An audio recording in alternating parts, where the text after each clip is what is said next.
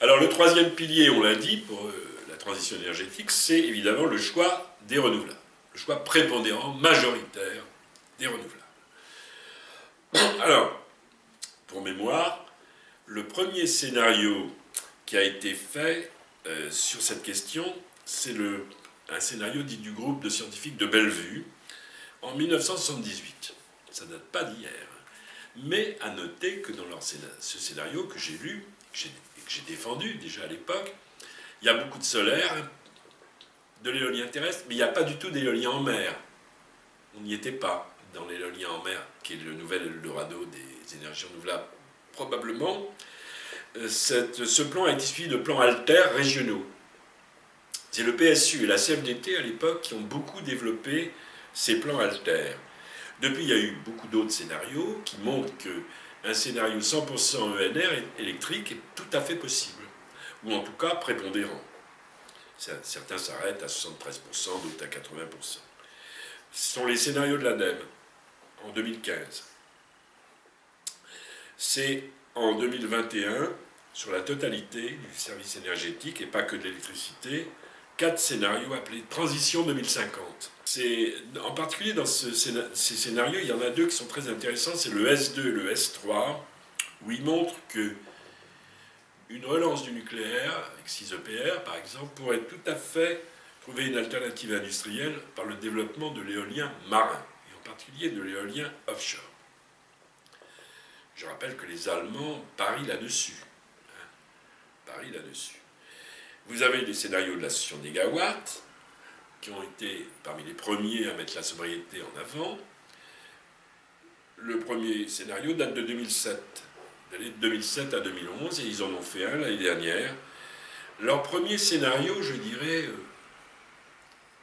ont eu le mérite énorme de mettre la sobriété en avant. À mon avis, ils ont été trop systémiques, et pour eux, ça fait le tiers du chemin. Je ne le crois pas, parce que une partie de leur plan de sobriété touche au logement et au nombre de mètres carrés par personne, en diminution importante, et je ne crois pas qu'il y ait une acceptabilité sociale de cela.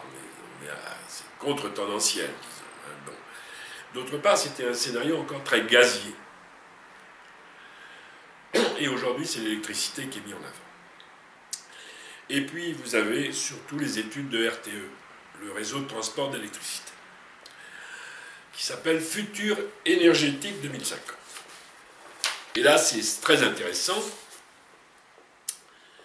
parce qu'il y a 6 scénarios principaux, plus des demandes d'électricité qui varient, donc ça fait 18 au total, c'est quelque part, c'est énorme. Sur les 6 scénarios principaux, vous en avez 3 qui tendent vers 100% d'énergie renouvelable électrique. Le M0, le M12 et le M23. Et puis vous avez 3 scénarios de relance du nucléaire. Celui que RTE considère, sans le dire, ils ne sont pas prescriptifs, hein, c'est un travail technique, qui considère comme celui qui est réalisable industriellement, compte tenu de la perte de compétences d'EDF, etc., d'ingénierie industrielle, humaine, c'est le N1. Le N1, c'est 6 EPR. Le N2, c'est 14, et le N3, c'est 14, plus les petits modulables, SMR. Ce qui est intéressant de voir, c'est que dans le N1, qui est une relance du nucléaire avec 6 EPR, il y a 73% de l'électricité dans le mix qui est fourni par les ENR. C'est quand même, je trouve, à noter. À noter. C'est-à-dire que c'est un système majoritairement ENR, même avec la relance de ces 6 EPR. Et comme je l'ai noté, l'ADEME, dans ses scénarios S2 et S3, surtout montre qu'on n'aurait pas besoin de ces 6 EPR si on développait plus largement ce qui est prévu dans le scénario M23 de RTE, l'éolien, les grands parcs éoliens en mer, posés et surtout offshore. Alors, qu'est-ce qu'il y a de nouveau par rapport à 1978, quand il y a eu ce premier scénario des scientifiques de Bellevue, dans les scénarios actuels de l'ADEME, comme de RTE? Ce qu'il y a de nouveau, c'est une rupture avec les projections de demande d'électricité. Et ça, c'est évidemment très important, je veux dire, c'est fondamental. Autrefois, on pensait à une stabilisation ou à une petite augmentation, négawatts est resté là-dessus par exemple, de la demande d'électricité par les économies d'énergie, la sobriété, l'efficacité énergétique. Il se trouve quand même que dans les scénarios de RTE, on a 40% d'économie d'énergie. Je ne sais pas si on peut aller au-delà, j'en doute fortement. Et les experts en général en doutent. 40% de demande d'énergie finale, en moins. On passe de 1600 TWh à 930 TWh. C'est énorme comme effort déjà à fournir. Donc ça veut dire, soyons clairs, que la question de la demande d'électricité, qui est liée aux nouveaux usages de l'électricité, dont on a parlé sur l'efficacité énergétique, les pompes à chaleur, la voiture électrique, l'explosion du numérique, l'augmentation de la population aussi, de façon plus anecdotique, fait qu'on aura une demande d'électricité plus forte. Surtout si on veut, même de façon sélective et verte, réindustrialiser en partie un pays désindustrialisé. Alors, c'est une question clé. Il y a plusieurs variables pour autant. RTE même a fait un scénario sobriété à 550 TWh, ce qui est quand même beaucoup plus que le scénario de négawatt. Un scénario médian à 645 TWh, qui me semble un bon indicateur, je dirais, pour 2050, tout ça, pour 2050. Et un scénario beaucoup plus haut, à 752 TWh, qui suppose une réindustrialisation forte. La réindustrialisation forte, attention, les écologistes ne hurlent pas, ce n'est pas des usines à cheminées polluantes comme avant. On a parlé de décarbonation des industries. C'est intéressant parce que ça permet de réduire nos importations. Or, dans notre empreinte carbone aujourd'hui, on passe du simple au double entre notre propre production domestique, consommation, production, industrie, agriculture, transport, tout ce qu'on a vu, et toutes nos importations. Parce qu'on a désindustrialisé, on a délocalisé, mais qu'est-ce qui est responsable? Est-ce que c'est le pays producteur ou est-ce que c'est le pays consommateur? Peut-être les deux, hein, je ne sais pas. Voilà. Donc, il y a débat, en tout cas, sur cette demande d'électricité qui probablement sera, moi je dirais, médian entre le scénario sobriété et le scénario maximum, donc autour de 645 TWh. Autrement dit, il faut quand même des moyens de production électrique.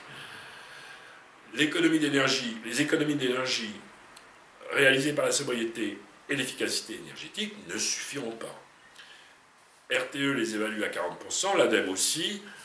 Bon, négawatts à 60%, je crois que c'est plutôt RTE et l'ADEME qui ont raison. D'ailleurs, ils ont des équipes plus construites sur ces sujets. Et puis, il y a des problèmes d'acceptabilité sociale. Voilà, tout simplement. Tout le monde ne sera pas écologiste jusqu'au bout des ongles. Alors, là-dessus, les ENR peuvent servir, évidemment. Et on en a deux principalement. Pour la chaleur renouvelable, j'ai parlé de la géothermie de façade et du biométhane, du gaz vert, et également du solaire thermique, mais c'est surtout le solaire, les photovoltaïques et l'éolien, en terre comme sur mer, qui sont au cœur des scénarios de référence de l'ADEME, de Négawatt et de RTE. Et là, tout le monde est d'accord. Alors, d'ici 2050, les trois scénarios sans nucléaire du tout, ou presque, il y a trois scénarios de RTE qui sont très intéressants, que je vous invite à voir. Hugo nous les mettra la référence. C'est le M0, qui ressemble au S1 de l'ADEME. C'est un scénario où il y a 208 gigawatts de solaire, 74 gigawatts d'éolien terrestre et 62 gigawatts seulement d'éolien en mer, et pas du tout de nucléaire. C'est le scénario le plus rapide de sortir du nucléaire, puisqu'on en sort, la dernière centrale, je crois, ferme vers 2045, comme d'ailleurs dans le scénario de Négawatt. Et beaucoup, la majorité, ferme même en 2030, des centrales. Bon, je pense que c'est... Alors, il suppose quoi? Il suppose une adhésion d'abord à ça. Il y a d'autres politiques publiques, bien sûr, on n'y est pas. mais il suppose de toute façon, même s'il y avait les écologistes au pouvoir, un rythme très très poussé d'installation du solaire et de l'éolien, y compris en mer. Bon, poussé à un maximum, c'est un défi industriel considérable. RTE ne le dit pas, ils ne sont pas prescriptifs, mais de même que quand ils examinent les 3 scénarios de relance du nucléaire, ils privilégient plutôt le N1 pour des raisons industrielles, hein, techniques, et pas le N3 parce qu'ils pensent qu'il n'est pas réalisable, tout simplement. Là, ils disent pas, mais ils laissent entendre que le M0 est peu probable, pour des raisons équivalentes au N3 du nucléaire, c'est-à-dire des raisons industrielles, tout simplement, des raisons de main-d'œuvre qualifiée, de ci, de ça, voilà, de temporalité aussi, de tempo. Le deuxième scénario, c'est le M2, lui aussi 100% de NR en 2060, alors qu'on est à 2045-2050 dans le M0. Il ressemble au S2 de l'ADEME. Alors là, c'est une diffusion aussi très massive du solaire, comme dans le M0, avec beaucoup de solaire, y compris sur petite et moyenne toiture. C'est une répartition sur tout le territoire, avec des acteurs locaux et des collectivités territoriales qui jouent un rôle fondamental, ça c'est vrai que c'est très important. Mais il y a 200 gigawatts de solaire, alors 8 gigawatts de solaire en moins que le M0, c'est pratiquement pareil, 58 gigawatts d'éolien terrestre seulement, et 45 d'éolien en mer. Pourquoi? Parce qu'il y a 16 gigawatts qui restent de nucléaire, encore de nucléaire résiduel. Hein, et un plan de sobriété aussi important, sinon plus que M0. Voilà, ça c'est un scénario intéressant, notamment sur la gouvernance à travers les collectivités territoriales. Et puis il y a celui que je préfère moi, à titre individuel, qui est le M23, qui a à mettre en relation avec le S3 de l'ADEME. Ce sont des grands parcs éoliens, sur terre comme sur mer, avec des grandes centrales solaires au sol. Pourquoi je le pense préférable? À cause d'abord du coût. C'est des économies d'échelle très importantes. D'autre part, du lien entre solaire et éolien. Dans le M0 et le M2, il y a plus de solaire que d'éolien. Or, nous sommes dans une zone tempérée, non pas dans une zone intertropicale. Or, c'est l'hiver que nous consommons plus de production d'électricité, et non pas l'été. Et donc, il y a un énorme problème. Plus on multiplie du solaire, et que ce n'est pas proportionné par rapport à l'éolien, plus il y a un problème de stockage, si vous voulez, et de coûts. De coûts de raccordement, de coûts de flexibilité, de coûts de stockage intersaisonnier. Dans ce M23, il y a 125 gigawatts seulement de solaire, on pourrait augmenter avec les grandes toitures, 72% d'éolien et 80% d'éolien en mer. Donc là, c'est là où il y a la vraie différence. Bien entendu, on peut mixer, il n'y a pas de muraille de Chine, on peut mixer par exemple le M2 et le M23. Voilà, ce sont quelques points. Reste qu'il y a que sur la question de la variabilité, des flexibilités, du stockage intersaisonnier, je ne vais pas rentrer dans ce débat fondamental, mais technique, comme je ne vais pas rentrer dans un autre débat fondamental, c'est est-ce qu'on aura assez de métaux critiques. Là, je vous renvoie à 2 livres qui sont excellents sur le sujet. Nucléaire, stop ou encore d'Antoine de Ravignan, qui est un des rédacteurs en chef, rubrique environnement du magazine Alternative économique, édité par Les Petits Matins, donc Nucléaire, stop ou encore, où il y a un chapitre tout à fait remarquable sur nucléaire, ça va aussi, et qui développe beaucoup sur la variabilité, sur les flexibilités, sur le stockage. Même chose pour ce livre qui a un titre un peu provocateur, mais qui ne parle pas que des éoliennes, mais de l'ensemble des énergies renouvelables et du nucléaire, qui s'appelle « Éoliennes, pourquoi tant de haine ?» de Cédric Philibert, édité également au Petit Matin. Je vous conseille d'ailleurs d'aller sur le blog ou le site de Cédric Philibert, qui est extrêmement pointu, extrêmement agréable, extrêmement étayé. Alors, sur les énergies renouvelables électriques, où l'électricité devrait passer de 25% à 55% de la consommation finale d'énergie, je crois qu'il n'y a aucun scénario de bouclage sans un développement de centrales solaires au sol. Or, malheureusement, les zones déjà défrichées, les friches, etc., industrielles, sont beaucoup moins importantes que dans le premier rapport de l'ADEME. L'ADEME est revenu sur son premier rapport pour des tas de raisons de topographie, de relief, c'est pas plat, c'est très pollué, c'est pas possible, c'est pas suffisant. Les grandes toitures, c'est très bien, mais c'est plus coûteux. Hein. Une centrale solaire au sol, ça produit 1 watt à 50 cents. Grande toiture, c'est 2,5 €. Petite toiture, c'est 3 €. C'est très bien, mais je veux dire, aucun scénario 100% ENR n'est bouclé s'il n'y a pas un développement des centrales solaires au sol. Alors on me dira, oui, mais où est le foncier?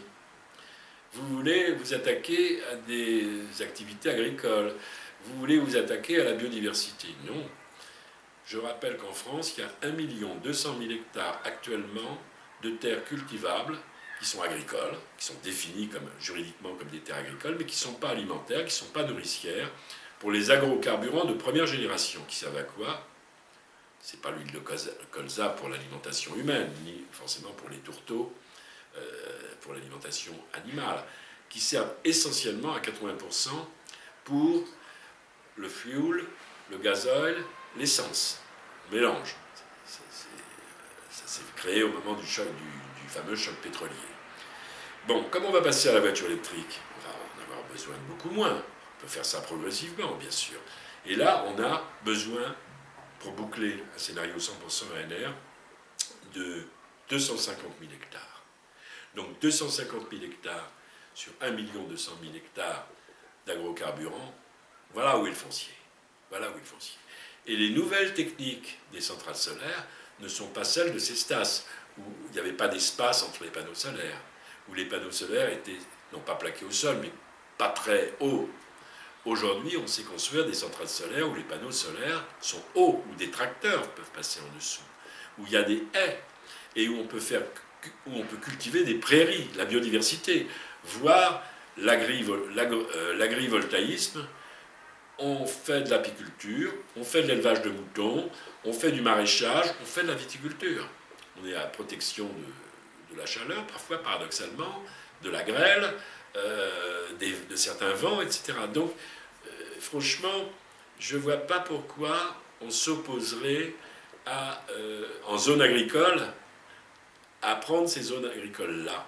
Et de ce point de vue, j'ai beaucoup regretté le vote des écologistes au Parlement lors du débat sur l'accélération des énergies renouvelables, où ils ont, curieusement, naïvement, oublié cet aspect et fait un texte qui limite drastiquement, sévèrement, et vous aurez les préfets derrière qui ne sont pas écolos, hein, pour aider à cela, les centrales solaires au sol en milieu agricole, sans distinguer ce qui est alimentaire et ce qui n'est pas. Reste 2 points fondamentaux qu'il faudrait prendre. Il faudrait une autre heure à chaque fois pour les développer, et ils sont fondamentaux. C'est que tout ça, ça coûte un peu comme dingue, et tout ça, ça doit se faire dans la justice sociale. Justice écologique, justice climatique, justice environnementale et justice sociale vont ensemble, où il n'y aura pas d'adhésion, on n'embarquera pas tout le monde, et on sera dans un régime autoritaire. C'est pas ce que les écologistes, qui sont des démocrates, veulent, et qui sont pour l'égalité, et forcés sur l'égalité. Il y a donc un problème d'acceptabilité sociale derrière, et pour cela, eh bien, il faut que ce qu'a proposé Guillaume Contard, le sénateur écologiste, sur la rénovation thermique des bâtiments, se mette en place. C'est-à-dire que le reste à charge pour les petits propriétaires, pour les bailleurs sociaux, soit moindre, qu'il y ait une aide beaucoup plus grande, y compris pour les particuliers, par exemple. Et il proposait d'abonder, notamment pour les bailleurs sociaux. Mais ça doit être vrai aussi pour les particuliers qui ont des maisons à isoler. C'est la même chose sur l'idée du chèque énergie qu'on est en train d'abandonner. Hein, on est en train d'abandonner, avec la levée du bouclier tarifaire et l'augmentation des tarifs de l'électricité, on est en train, en même temps, de bazarder le chèque énergie. Alors le chèque énergie, il est absolument nécessaire pour les gens qui ont besoin d'une voiture, qu'elle soit diesel ou autre aujourd'hui, qui vivent dans les milieux de ruralité, ou même dans l'infra-urbain. Donc là, un chèque énergie rehaussé à 1 000 €. Et puis, il faut développer je l'ai dit, la voiture électrique, mais aussi un autre usage de la voiture. Hein, parce que la voiture électrique ne règle pas tous les problèmes. Et la place de la voiture est trop grande. Bon. Donc il faut qu'il y ait plus de monde. Hein. Le fait de conduire tout seul une voiture électrique, c'est un peu mieux parce qu'elle est électrique qu'une voiture thermique, mais en fait, de conduire une voiture tout seul, c'est dommage. Il y a l'autopartage et le covoiturage qui sont à développer, y compris avec une aide financière qui était prévue, hein, sous borne, 100 euros, je crois, là, au départ, qui doit être concertée. Et surtout, il y avait un plan dans les entreprises de plus de tant de salariés, dans les grandes agglomérations et les moyennes agglomérations, qui forçait les entreprises, en principe, mais sans contrainte juridique, à développer eux-mêmes un plan de covoiturage de leurs employés. Alors on sait que, vu la flexibilité, les horaires dissociés, c'est pas évident, mais ça doit être possible, quitte à remettre en question les horaires décalés pour une partie d'entre eux, etc. Donc, un pouvoir égalitaire plus grand, et derrière une réforme de la fiscalité. Alors, bien entendu, parce que qui paye? La politique, ça consiste en ça aussi, hein, où on prend l'argent et à qui on le donne, hein, comme priorité. Alors là-dessus, soyons clairs, il faut une réforme radicale de la fiscalité.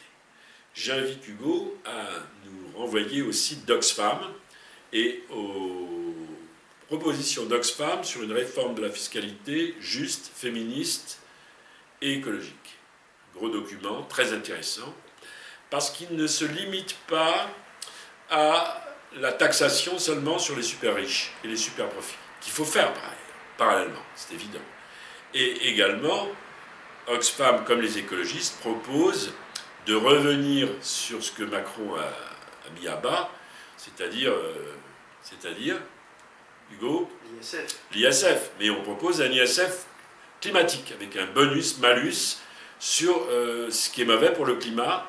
Il ne s'agit pas de remettre en cause seulement, même s'il faut le faire symboliquement, les yachts privés, ou surtout les jets privés. Parce qu'effectivement, on nous a répondu, quand on a fait cette proposition, quand Julien Bayou a fait cette proposition, on nous a dit, mais voilà, ça représente tant de gaz à effet de serre, c'est ridicule. Et c'est vrai que c'est peu, mais c'est un problème d'exemplarité tout de même, c'est un problème de sociabilité, du vivre ensemble. Donc c'est un symbole qui pèse, hein, dans la société, puisque par le biais de la publicité et d'autres biais, les classes populaires, les classes moyennes ont tendance, par mimétisme, à copier ce qui se fait dans les classes possédantes. Donc, au-delà des jets privés, au-delà d'un mode de vie ostentatoire, je dirais, qui sert de modèle malheureusement à trop, ce qu'il faut, c'est un ISF climatique. Un ISF climatique, et au niveau européen, un endettement raisonné qui soit le même emprunt commun, par exemple, aux pays européens, qu'on l'a fait pendant le Covid pour la transition écologique. Alors ça, c'est d'ailleurs ce qui nous distingue des socialistes, hein, et de Raphaël Glucksmann. Marie Toussaint, qui est notre tête de file aux élections européennes, reprenant les propositions menées par Philippe Lamberts, le président du groupe des Verts au Parlement européen, du Parti Vert européen, ALE, explique que, malheureusement, la semaine dernière, hein, les règles budgétaires nouvelles post-Covid sont les mêmes que celles d'avant. Hein, les 3% de déficit, les 60%, etc. Et que ça va entraîner l'ombre de l'austérité et un financement des investissements publics très difficile, y compris pour la transition écologique. Alors il faut savoir que ça a été voté à la majorité par ceux qui co-gèrent le Parlement européen aujourd'hui, c'est-à-dire le PPE, la droite et les libéraux bien entendu, mais malheureusement aussi par les socialistes. Et c'est une des grandes différences entre la liste que Marie Toussaint mène, qui prône autre chose, que vous pouvez aller voir sur le site de Philippe Lamberts, par exemple, et des Verts européens, d'autres règles budgétaires avec un emprunt commun, que les socialistes qu'incarne pour la France Raphaël Glucksmann. Voilà, je termine sur une note d'actualité politique.